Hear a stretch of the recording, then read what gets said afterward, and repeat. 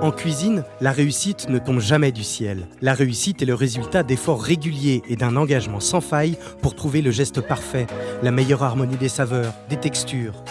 Elle est la marque d'un état d'esprit volontaire et ouvert aux autres. La cuisine, c'est devenu ma cuisine et c'est devenu un peu ma maison. Vraiment, ça donne l'impression d'être dans une petite famille. C'est toujours bienveillant, avec toujours la même volonté de sortir quelque chose de satisfaisant pour les résidents et pour l'entreprise également. J'apprends la restauration traditionnelle et la restauration des collectivités, c'est-à-dire l'assemblage et tout ça. Donc, après la formation, j'ai le choix en fait.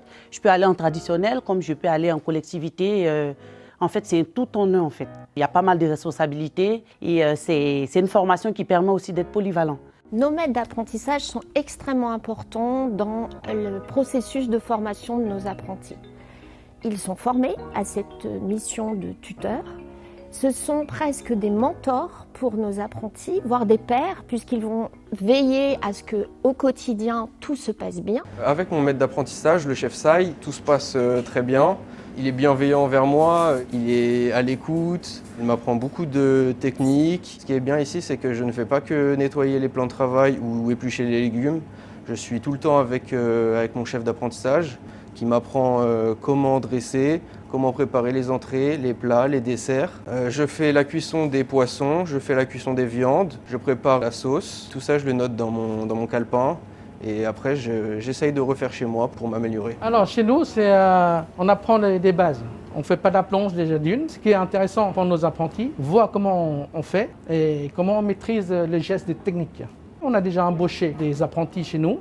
Suite la formation, ce n'est pas la première personne et ce ne sera pas la dernière personne. La personne est sérieuse, la personne est agréable ou la personne qui est bosseur. Moi, je n'hésite pas de prendre mon équipe. Le message que j'ai à faire passer aux jeunes qui ne savent pas encore s'ils ont vraiment envie de se lancer ou pas, c'est tout simplement de venir postuler au CFA des chefs et de se lancer vraiment à bras-le-corps parce que c'est un métier qui peut sembler difficile, mais si on est investi et si on est passionné, c'est que du plaisir. Ce que je peux dire aux apprentis qui se posent la question pour vouloir intégrer le CFA des chefs, c'est de ne pas hésiter, de se lancer. C'est une très bonne formation. C'est une formation qui permet de grandir. C'est une formation qui permet l'autonomie, qui permet de rentrer vraiment dans la vie active. En créant le CFA des chefs, Accor, Accor Invest, Adecco, Sodexo et Corian ont mobilisé l'ensemble de leurs ressources pour vous donner les moyens de révéler le chef qui est en vous.